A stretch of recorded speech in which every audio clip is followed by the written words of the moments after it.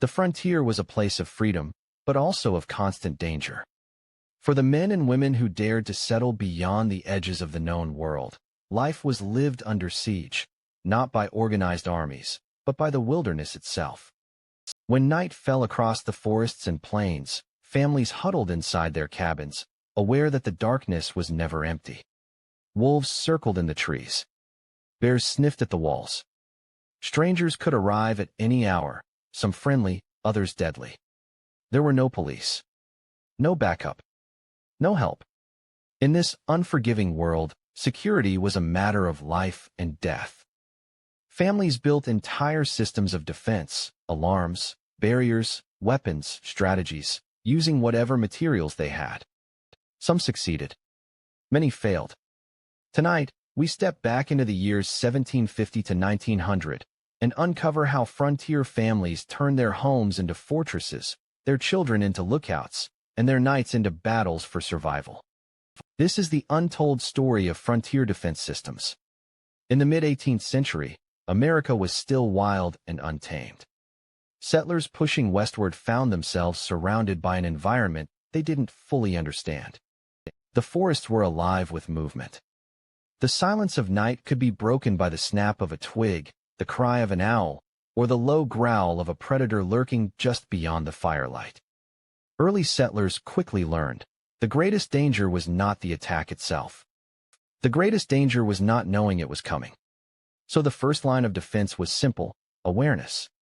Families strung makeshift noise alarms, tin pans, dried gourds filled with stones, hollow wooden rattles, along their perimeters.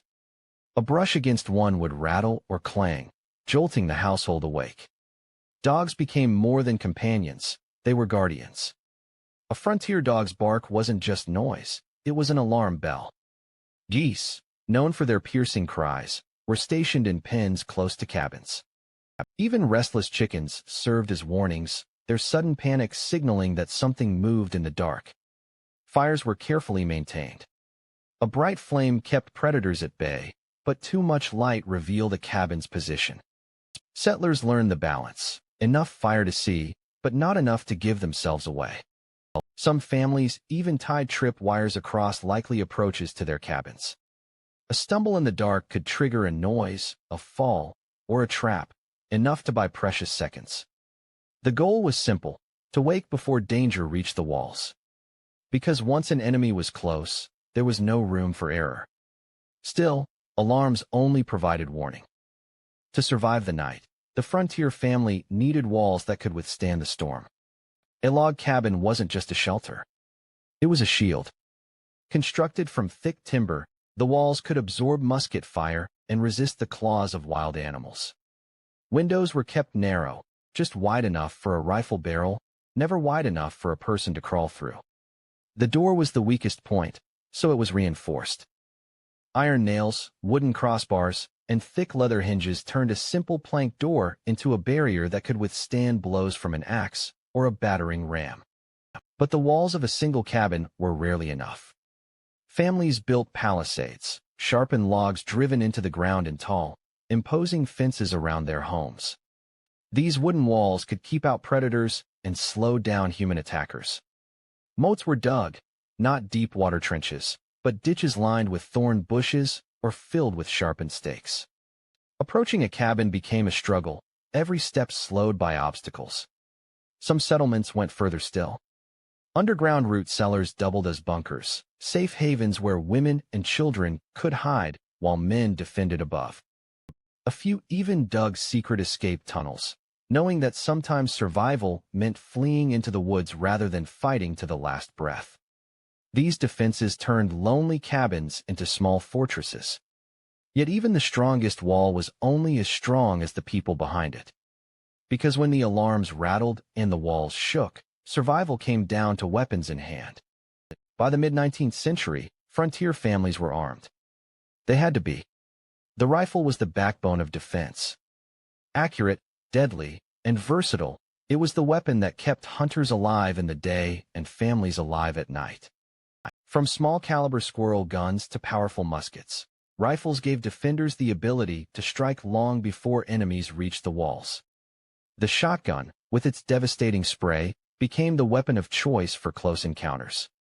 A single blast could drop a charging wolf or break the momentum of a raider breaching a door. Pistols, though expensive, offered speed and maneuverability in the tight quarters of a cabin fight. But weapons alone weren't enough. Skill was everything. Children as young as 10 learned to load powder, ram shot, and aim steady. Wives and daughters trained to fire in case men fell. Ammunition was precious, cast from lead in makeshift molds and stored carefully, each bullet worth a life. And when the powder was gone, families turned to blades.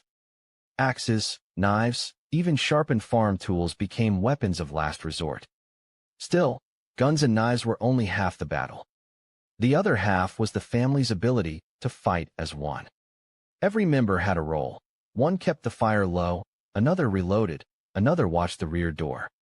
In the chaos of a night raid, discipline and unity could mean survival. But as the frontier matured, families learned another lesson. Sometimes the strongest defense wasn't a wall or a gun. Sometimes it was reputation. By the late 19th century, word spread quickly on the frontier. A family that stood its ground, that drove off raiders or hunted predators without fear, gained a reputation. Attackers thought twice before testing them again. Fear itself became a weapon. Settlers also turned to psychological defense.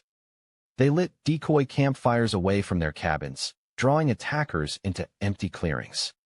False walls and hidden gun ports tricked enemies into exposing themselves. Shadows and silence became allies in the art of survival. But even more powerful than deception was community. Neighbors joined together in defense pacts. Signal fires, horns, and gunshots in the air carried warnings across miles. One family under attack could summon others, transforming isolated cabins into a small militia. And not every threat was met with violence. Families who traded fairly, who treated neighbors with respect, often built alliances that protected them far better than any rifle. The frontier was ruthless, but it also rewarded cooperation. By the dawn of the 20th century, the frontier was fading. Railroads, towns, and telegraphs carried law and order deeper into the wilderness. But for 150 years, survival in America's wild lands depended not on police or armies, but on ordinary families who turned their homes into fortresses and their nights into battles. A frontier chronicler, Samuel Mackenzie, wrote in 1887, "Security was never about the strength of your walls. It was about the strength of your community, the wisdom of your preparations, and the determination of your family to survive whatever the darkness brought." Those words still resonate today. The frontier was a crucible of survival, a place where ingenuity, courage, and unity meant the difference between life and death. Families faced each night with fear, but also with determination. And in doing so, they built systems of defense that remain timeless lessons in resilience. The frontier is gone, but the spirit remains. The story of those families reminds us that security has never been guaranteed, it has always been earned. This has been Wild America. I'm Sam. Thank you for joining me. If you found this story as powerful as I did, make sure to like, subscribe, and return for the next journey into America's untamed past.